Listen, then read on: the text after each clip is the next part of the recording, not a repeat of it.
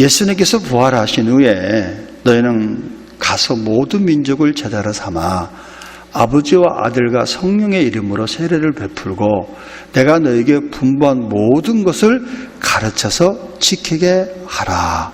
볼지어다 내가 세상 끝날까지 너희와 항상 함께 있겠다라고 말씀했습니다. 이것을 우리는 교회의 대헌장으로 우리는 받아들이고 있습니다.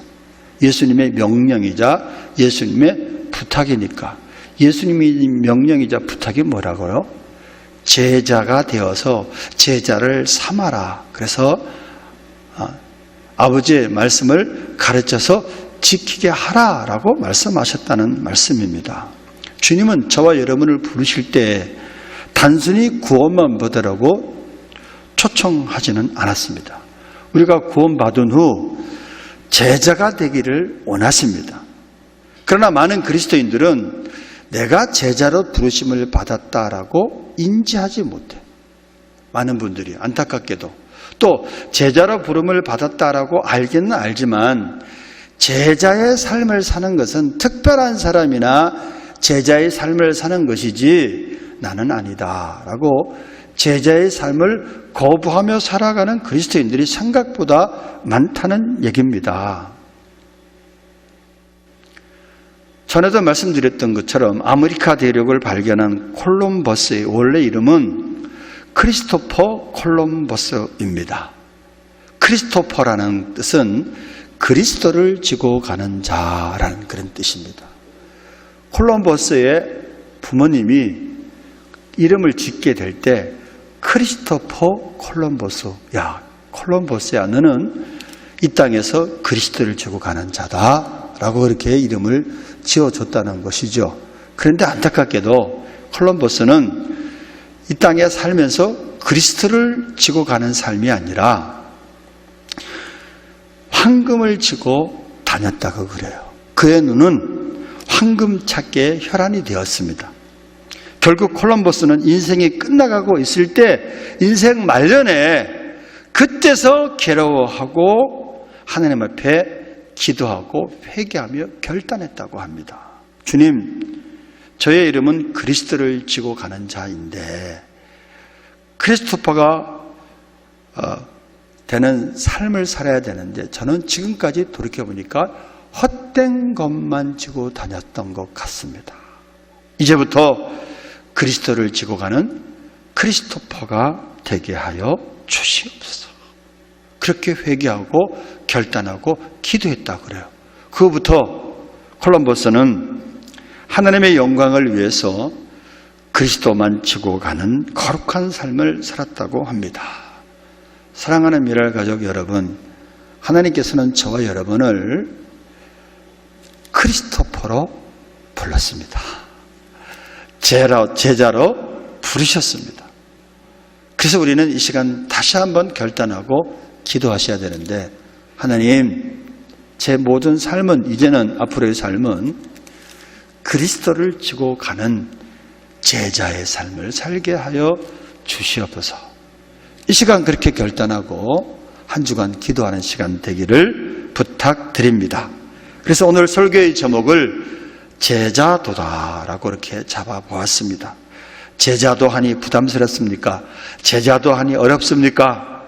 제자란 말은 가르침을 받은 사람 또는 훈련받은 사람이라는 뜻을 가지고 있습니다. 마태복음 16장 24절을 보겠습니다. 마태복음 16장 24절에 예수님께서 친히 말씀하시기를, 이 마태복음 16장 24절을 우리는 제자도라고 얘기해요. 이에 예수께서 제자들에게 이르시되 누구든지 나를 따라오려거든 자기를 부인하고 자기 십자가를 지고 나를 따를 것이니라. 이것이 제자의 도리입니다. 이것이 제자도입니다. 빌리 그레이엄 목사는 이렇게 말했습니다. 구원은 거저 받는 것이지만 제자가 되기 위해서는 우리가 가진 모든 것을 지불해야 한다라고 말씀했어요. 여러분 그렇잖아요. 예수님께서 12제자를 부르실 때 너희는 나를 따르라 라고 부르실 때 제자들이 어떻게 따랐죠? 모든 것을 버려두고 예수님을 따랐어. 왜? 누구의 제자죠? 예수님의 제자잖아. 예수님의 제자잖아. 영광스러운 제자잖아요. 그러니 모든 것을 버려두는 것쯤이야 잠깐의 손실은 될 수, 잠깐의 희생은 될 수 있을런지 모르지만 앞으로 다가올 영광과는 좋게 비교할 수 없는 길이 제자의 길이잖아요. 그래서 제자들은 예수님의 부르심을 받았을 때 모든 것을 버려두고 예수님을 쫓아갔다니까요. 성경에는 예수님을 따르는 자들을 무리와 제자라 그렇게 둘로 구분하고 있습니다. 그러면 어떤 사람이 무리고 어떤 사람이 제자들이냐 구분하는 그 구분점이 무엇입니까? 좀 애매하잖아요. 나는 제자로서 삶을 살고 있느냐, 무리로서의 삶을 살고 있느냐, 어떻게 알 수 있느냐? 예수님을 따라가는 중심에 의해서 나누어진다고 합니다. 무리들은 자기 중심적인 사람들이야. 인생의 주인이 아직도 자기야. 여러분, 우리가 예수님을 뭐라고 부르죠? 주님이라고 부르잖아요. 나의 주인 되신 주님. 내 인생의 주인은 누구라는 고백이죠? 잘 아시잖아. 내 인생의 주인은 예수님이란 그런 고백이잖아요. 나는 종이야. 나는 청지기의 따름이야. 이렇게 바뀌어진 사람들이 예수 믿는 사람들이라는 얘기죠. 그래서 예수를 영접한 하나님의 자녀들은 모두가 다 제자로서 부름을 받았다라는 말씀입니다. 그래서 무리들은 자신의 이익이 있기 때문에 예수님을 따릅니다. 그래서 예수님께서도 무리를 향해서 뭐라고 말씀했느냐? 너희가 나를 찾는 까닭은 표적을 본 까닭이 아니고 떡을 먹고 배부른 까닭이로다 라고 말씀했잖아요. 그러나 제자들은 자기 이익을 구하지 않고 철저히 예수 중심적으로 행동하는 사람들입니다. 또한 무리들은 자기를 위해 예수님을 믿는 사람들인데 제자들은 자기를 위해서 예수를 믿는 삶이 아니라 예수를 위해서 예수를 믿는 사람들, 그 사람들이 제자이다 라는 말씀입니다. 나는 죽고 누구로 살아가? 예수로 살아가는 삶이 바로 제자의 삶이다라는 말씀입니다. 그렇다면 저와 여러분의 모습은 어떠합니까? 허다한 무리에 속하여 사십니까? 아니면 제자로 살아가십니까?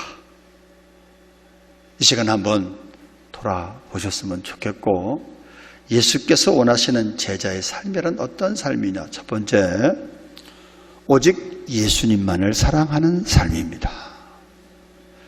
오직 예수님만을 사랑하기 위해서 우리가 먼저 해야 될 것이 있는데 뭐냐? 예수님이 누구인지 확실한 예수님과의 만남이 있어져야 돼요. 확실한 신앙 고백이 있어져야 됩니다. 어느 날 예수님께서 여러분 잘 알다시피 가이사랴 빌립보 지방에 가셨을 때 제자들에게 물으셨습니다. 얘들아 사람들이 나를 누구라고 하느냐라고 물으셨잖아요. 그때 제자들은 이렇게 대답합니다. 예수님, 사람들이 예수님을 죽었다 살아나는 세례 요한이라고 하고요, 또 엘리야라고 하고, 또 어떤 이는 예레미야라 하고 선지자 중에 하나라고 하나이다 라고 대답을 했어요. 이 말을 오늘날로 말로 표현하면 예수님은 4대 성인 중에 하나입니다. 이런 정도로 대답했던 것 같아요. 예수님의 핵심 질문이 무엇이죠? 그러면 너희는 나를 누구라고 하느냐? 너희는 나를 누구라고 보느냐? 하는 것이 예수님의 질문의 의도입니다. 다른 사람이야 예수님을 어떻게 보고 무엇라고 하든지 우리 자신이 예수님을 어떻게 보느냐가 중요하다는 얘기입니다. 다른 사람이야 교회를 어떻게 보는지 잘 모르겠어요. 그런데 내가 예수님을 따르는 우리 자신이 교회를 어떻게 보느냐가 중요하다는 얘기입니다. 지금 코로나 사태로 인해서 언론들과 일반 사람들이 예수님과 교회와 교인들을 자기 시각으로 보고 자기 시각으로 이해하고 해석을 합니다. 그러다 보니까 그들은 예수님을 그냥 4대 성인 중에 한 명으로 보는 것이잖아요. 교회는 지금 언론들이 이상하게도 이상한 집단으로 보는 사람들이 많아지는 것 같아요. 교인들이 좀 이상한 사람들이야. 나사가 나빠진 사람들이야. 속이 상하지만 한편으로는 저는 그럴 수 있다고 생각합니다. 왜? 저와 여러분이 예수님을 만나기 전 그들과 동일하게 그런 시각으로 예수님을 바라봤고, 그런 시각으로 교인을 바라봤고, 그런 시각으로 교회를 바라봤잖아요. 어떤 사람은 교회를 핍박까지 했잖아요. 이 중에 몇 명이 있네, 제가 볼 때는 보니까. 예수 믿기 전에, 예수 만나기 전에 예수님에 대해서, 교회에 대해서, 교인에 대해서 이상한 생각을 했잖아요. 이상한 집단처럼. 그런데 여러분, 그 세상 사람들의 시각이 그렇게 중요한 건 아니야. 예수님께서 오늘 제자들에게 묻고 싶은 것은 너희는 나를 누구라고 보느냐 이거예요. 너희는 교회를 어떻게 보느냐 이거예요. 너희는 교인들을 어떻게 보느냐 이거예요. 안타깝게도 예수 믿는 사람들이 예수 믿는 걸 지금 부끄러워하고 있어. 예수 믿는 사람들이 교회 다닌다는 것을 숨기고 있어. 예수 믿는 사람들이 예수님이 정말로 나의 구원자임을 믿고 따른다는 사람들이 세상 사람들의 시각과 이상하게 동일한 시각을 가지고 있다는 겁니다. 어쩌면 세상 사람들의 말과 비판하는 말과 예수 믿는 사람들이 동일하게 비판을 하고 있어. 이건 아니잖아요.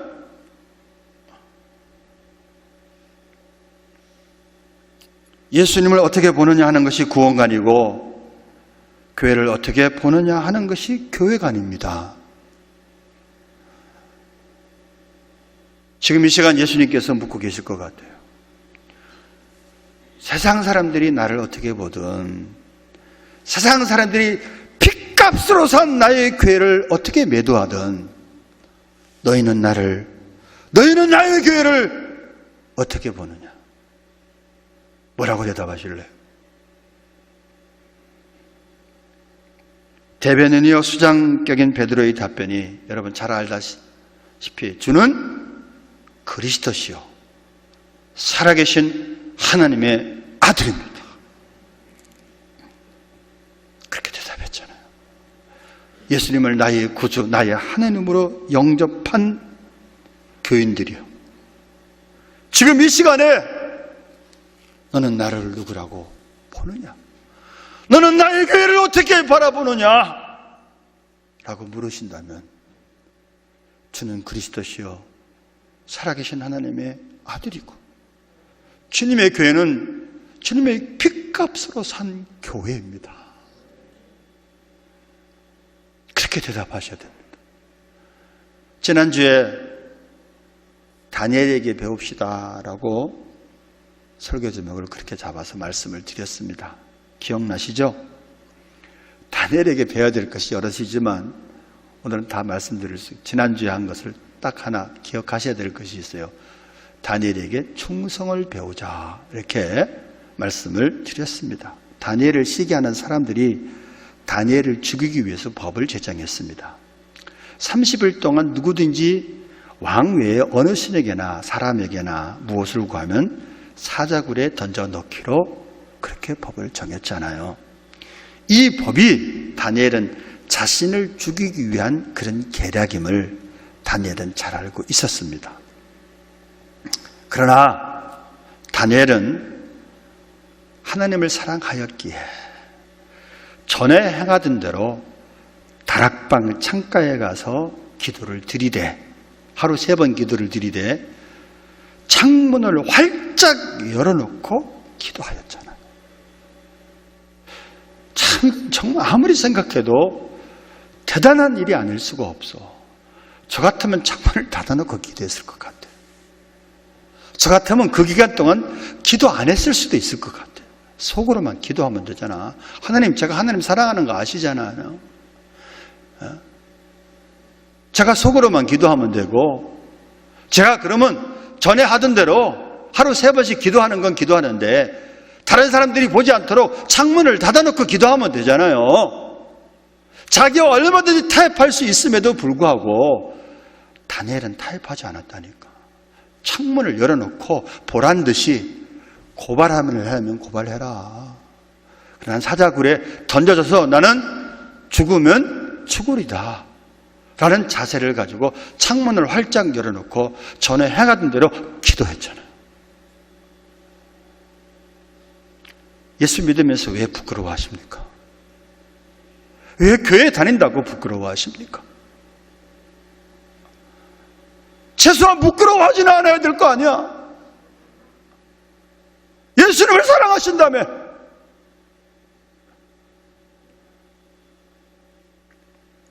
세상 사람들이 교회에 대해서 비판적인 태도를 가져도 똑같이 비판해서는 안 될 거 아니겠습니까, 여러분?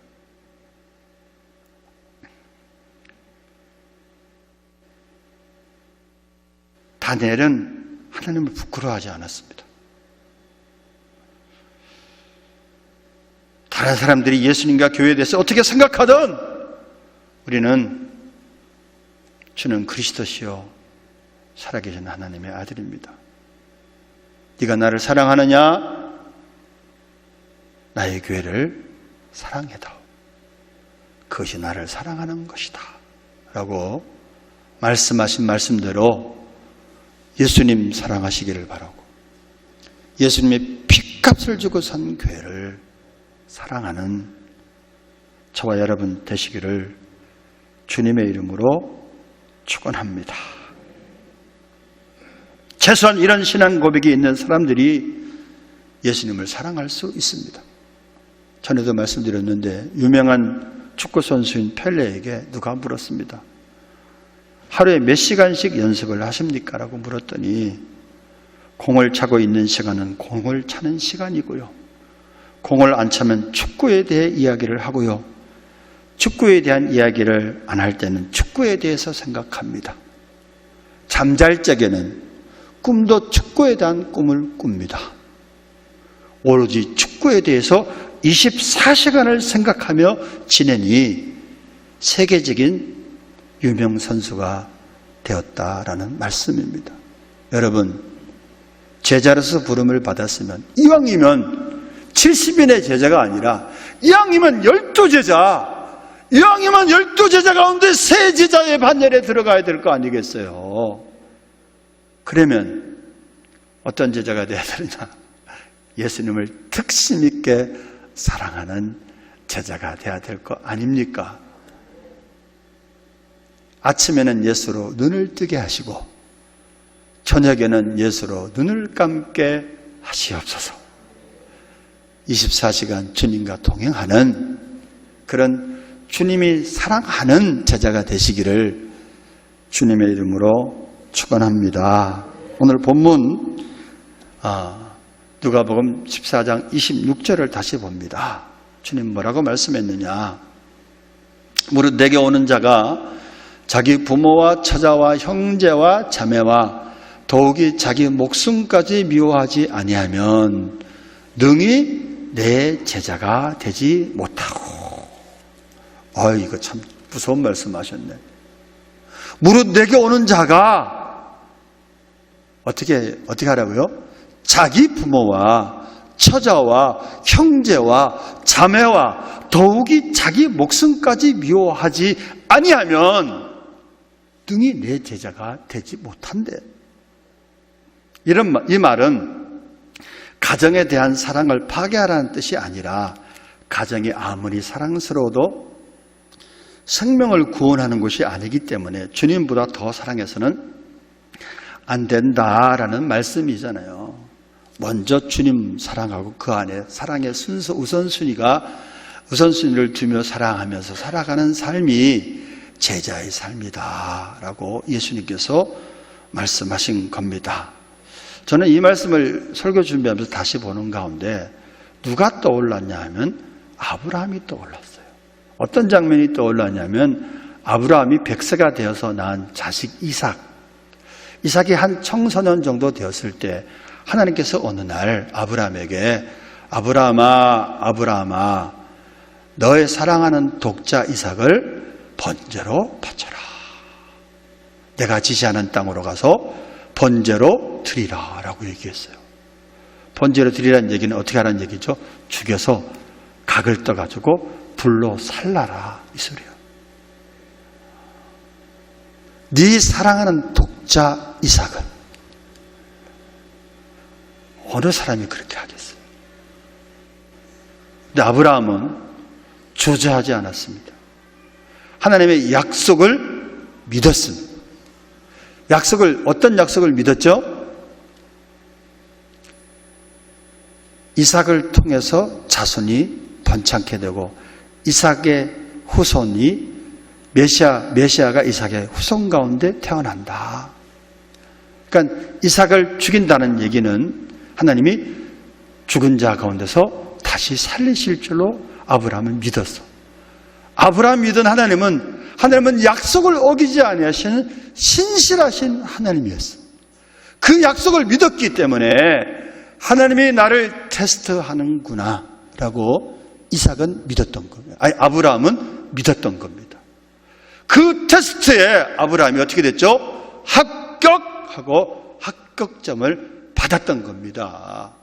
약속을 믿으니까 이건 하나님이 나를 훈련하는, 하나님이 나의 믿음을 달아보는 테스트야 하고 주저하지 않고 하나님이 지시하시는 산 모리아산에 사흘 길을 간 다음에 정상으로 이삭을 데리고 가서 이삭을 결박한 후에 칼로 내리치려고 할 때 아브라함아 하고 천사를 동원해서 하나님께서 말씀하신 것이 내가 비로소 독자 이삭을 아끼지 아니하고 나를 사랑하는 줄 아노라.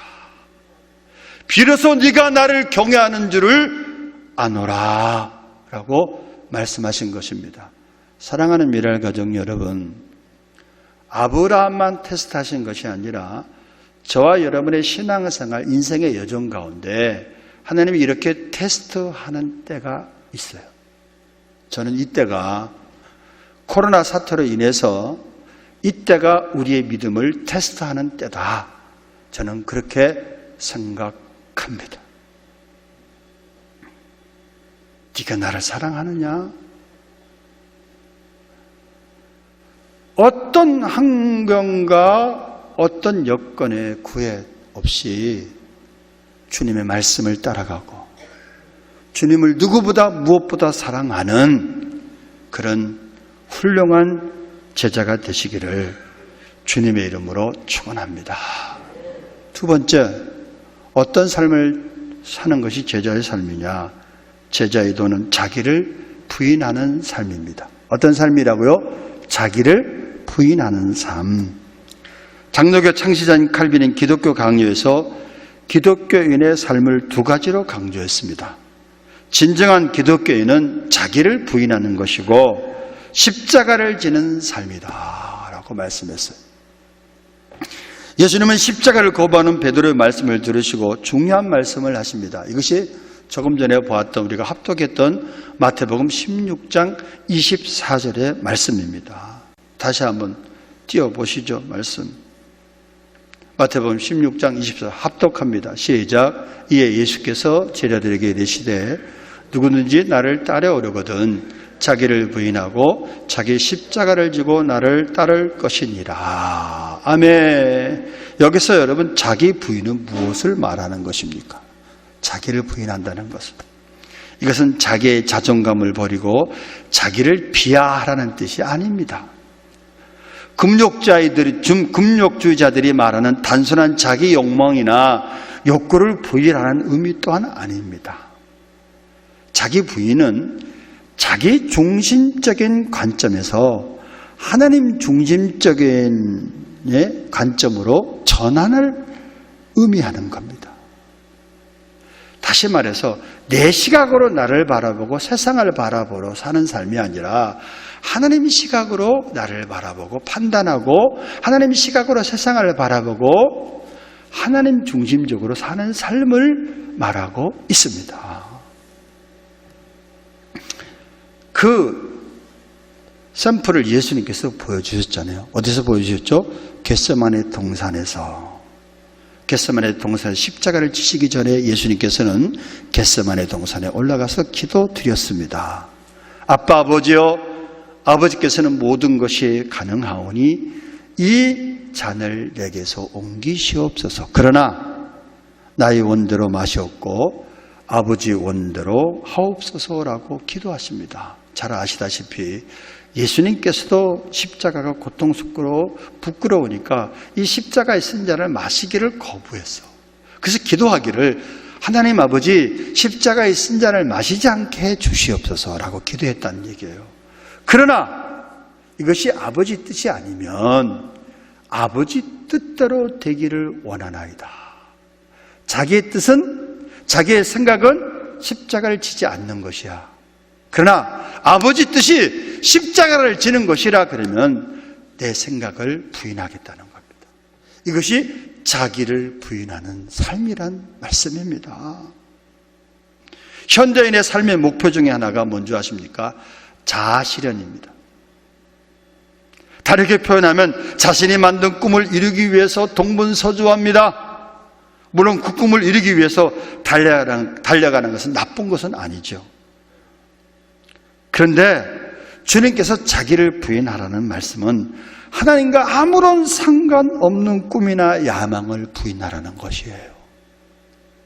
오늘 우리들이 성취하고자 하는 삶의 목표들이 하나님과 관계없는 것이라면 단호히 부인해야 된다는 말씀입니다. 동영상 하나 보겠습니다.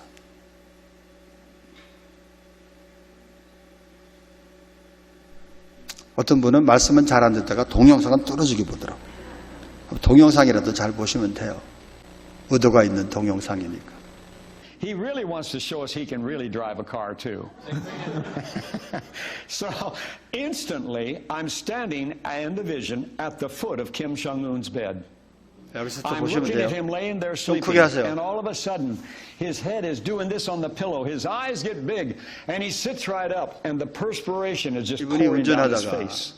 And the 갑자기 Lord 환상을 speaks to 보게 me 되었어요. and says, he has just had a dream that has been reoccurring again and again. I'm going to show you the dream. Instantly, he's in the middle of 100,000 people with his bodyguards all around him, very tight, making his way through 100,000 people. And all men up front, 2 women bodyguards 오바마 behind him. 시절 때 중국 대사 And 부름을 받았던 I'm 사람입니다. focused all of a sudden in the vision on this right-hand bodyguard woman right behind him on the right. She's watching the man on the right and the woman on the left bodyguard. As soon as they're both looking 2 different directions, she reaches down, unstraps her revolver, her pistol. Keeps her hand on the pistol. She's watching the 2 bodyguards like this. The instant they're both looking different directions, she draws that quick and puts it 3 inches behind his head. Boom! And he drops dead. That was the end of the vision. Nothing up ahead. I pull in front of the second truck and burst into tears. And God gives me such a love for Kim Jong-un's soul. I am weeping. I look at my watch. It is 2:21 in the afternoon. I am broken. I am weeping for his soul, crying out for his soul. But I have to tell you, I have read of some of the atrocities, and that's the only word I can. 잘 안 보이시는 분은 It's 영어로 that's- 들으세요. How could you have a burden for him? How could God have a burden for him? It was supernatural, but my working cities with gangs so many years, he gives me such love for the guys that have got knives that throw in my throat and guns at my head. He gives me loves for them. Why can't he give me love for Kim Jong-un? I see. See what I mean? So every day from 2 to 2:45, 3 o'clock, I would get alone and seek the Lord, expecting to be translated to North Korea, to the foot of his bed, because that'd be the middle of the morning for him. Nothing happens. In a little over 2 weeks, I'm scheduled to be in Seoul, Korea.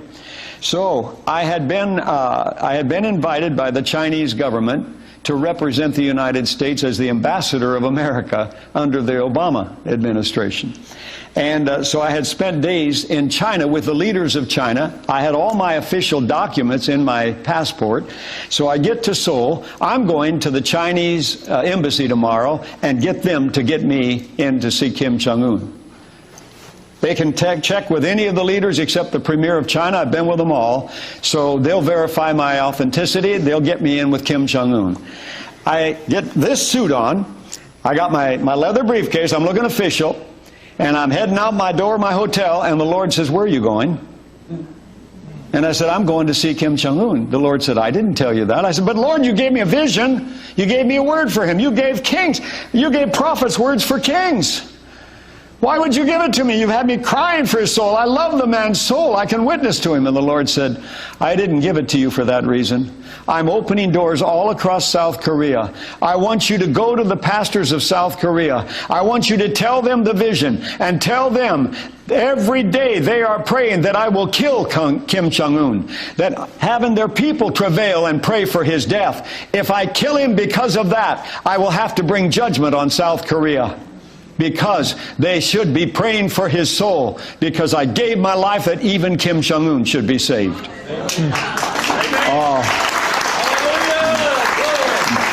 I ministered the first week there. I had 2 weeks there. I was invited to Busan. 21 pastors from all across South Korea, spoke to them, shared this. They melted down, repenting, on their knees, come up to me saying, I never thought of it that way. I didn't know we would be in judgment, that we were not allowed to have this kind of hatred for a man, no matter how wicked he is. You're right. I was so convicted when you said that. And all across South Korea, I have spoken now.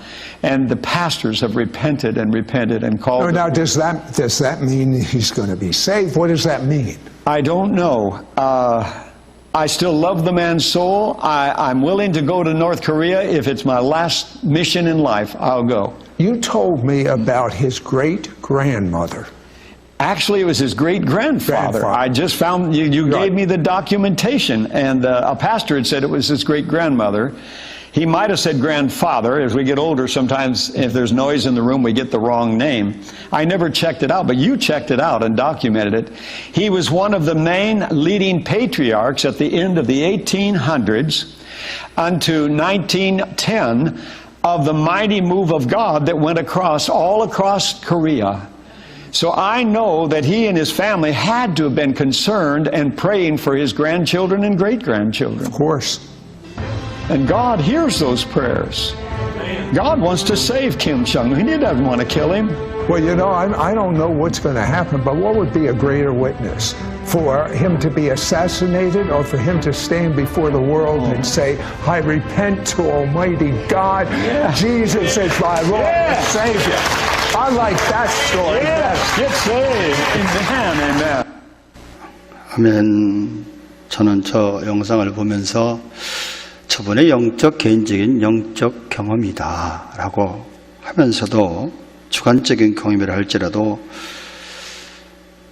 저분에게 예수님께서 김정은의 구원을 위해서도 나의 생명을 내주었다 라는 이 말씀에 제가 은혜를 받았어요.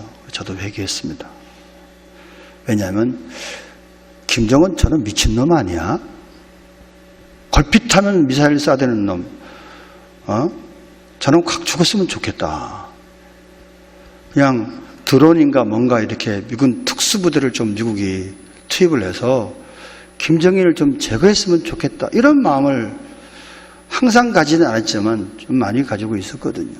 그리고 김정은을 위해서 주님, 김정은이 예수 믿고 회개하게 해주세요.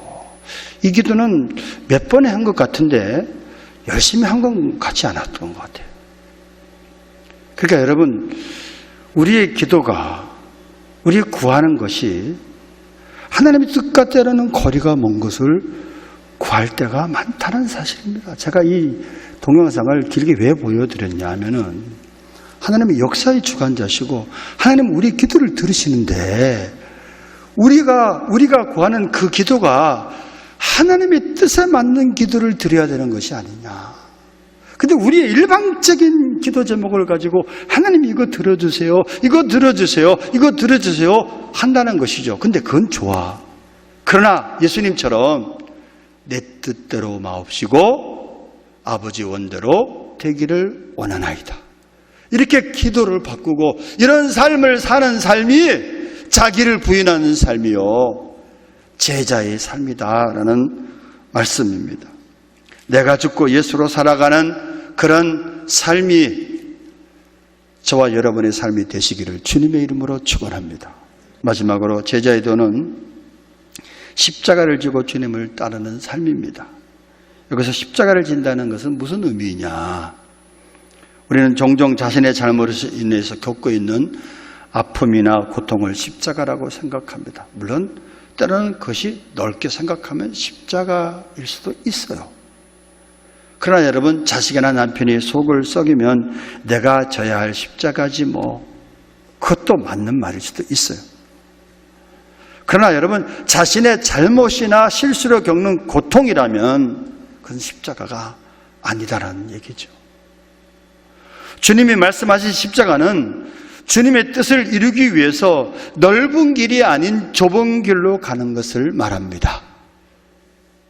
내가 눈 한 번 감으면 많은 돈을 벌 수 있지만 이것이 주님께서 원하시는 바른 길이 아니라면 주님을 믿는 자로서 용기 있게 거부함으로써 손해를 감수하는 것이 십자가를 지는 삶입니다. 여러분,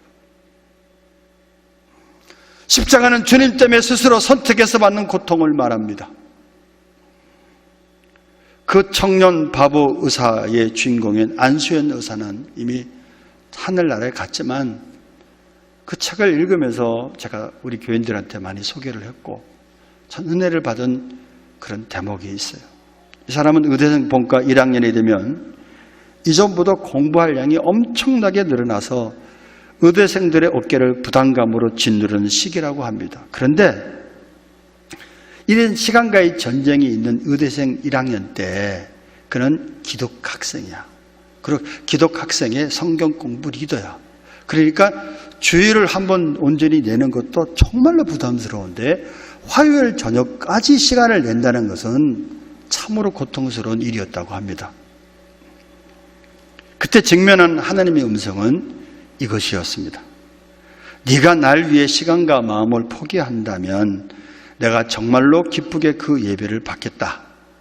하지만 너는 그로 인해 성적이든 이성교제이든 사람들과의 관계든 무엇인가 분명히 손해를 볼 수 있다. 그래도 내게 그 부분을 주겠느냐 라고 말씀하시더래요. 그는 이렇게 말합니다. 이 질문은 인간의 눈으로 볼 때 손해보는 일을 할 때마다 내 스스로 되새겨보는 하나님의 음성이었습니다. 하지만 뚝심 있게 하나님 편에 서는 결정을 내리다 보면 점점 더 그렇게 결정하기가 쉬워진다는 것을 알았다. 그 시기에 나는 사람들이 말하는 손해를 분명히 보았다. 하지만 나는 그것을 손해라고 생각하지 않는다. 그때 한 결정 역시 후회하지 않는다. 시간이 흐르면서 주님의 방법으로 손해를 다루시며 역사하시는 손길을 분명히 보았다. 주님의 구속 역사가 값을 치르고 이루신 것이었듯 우리의 헌신과 열정은 입술의 고백만이 아닌 응분의 대가를 지불하면서 열매를 맺는다. 그 고백한 그런 대목입니다. 여러분, 이것이 주를 위해 십자가를 지는 것입니다. 십자가를 진 자는 죽은 자입니다. 자기에게 돌아갈 보상이나 영광도 때로는 없는 것입니다. 그래서 어떤 사람은 이렇게 얘기를 해요. 보상을 기대하는 것은 아직도 죽지 않았다는 증거다. 또 십자가는 그러기에 보상 없는 사랑이고 보상 없는 희생이요 보상 없는 충성이다. 이런 사랑과 희생과 충성으로 죽고 그 죽음을 영광으로 받아들이는 것이 십자가다. 교회 봉사를 하는 데 있어서도 3D 업종이 있다고 합니다. 3D 업종이 뭐냐? 첫째, 주방 봉사가 3D 업종이래. 두 번째, 차량 안내위원이 3D 업종이고, 세 번째, 교회학교 교사가 3D 업종 중에 하나라고 합니다. 이 일들은 매우 힘이 들기 때문에 서로 하지 아니려고 하는 봉사들입니다. 그러나 여러분, 기독교는 편하게 신앙생활을 하는 종교가 아닙니다. 제자가 되려면 날마다 십자가를 지고 살아가야 됩니다. 말씀을 정리합니다. 이제 본문을 통해서 분명히 깨달아야 될 것이 있어요. 하나님 나라의 주인공이 누구냐? 역사의 주인공이 누구냐? 자기를 부인하고 십자가를 지고 가는 예수님을 사랑하는 제자인 줄로 믿습니다. 그래서 예수님은 우리를 제자로 부르셨습니다. 그래서 예수님은 저와 여러분이 이 제자의 길을 가기를 원하십니다. 그럴 때 하나님께서 역사를 제자인 저와 여러분에게 맡기실 줄로 믿습니다. 하나님께 영광을 크게 돌릴 수 있는 하나님이 사랑하는 제자가 되시기를 주님의 이름으로 축원합니다.